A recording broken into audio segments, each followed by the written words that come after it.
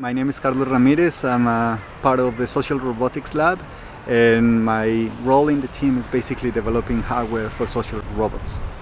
My research is mostly on the hardware for social robotics, so I'm interested in finding ways of communicating and engaging with the user. We do a lot of work with children, and children are hard to predict, and so the interactions that we get when we have children and robots are interesting. They're just different. They're not what we expect.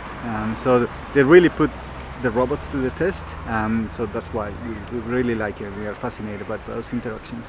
Well, sometimes we can have just the motors set up in the wrong way. So instead of raising the hand, it just goes backwards and it starts doing some weird twistings. And then you see we also, for example, had one of the robots twisting its head more than it naturally will go. And one of the children was thinking that the robot was being upset with him, so he was still trying to talk to the robot, even though the robot was facing the wall. So that was one of the main glitches and one of the most interesting interactions, because we saw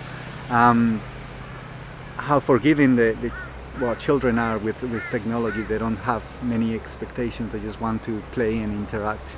So that was very interesting for us. Robots are coming to our homes, they're coming into our workplaces.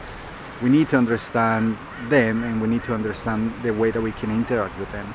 And that brings us to the form, the shapes, the functionality, the ethics behind it, how we are securing the data that we're gathering.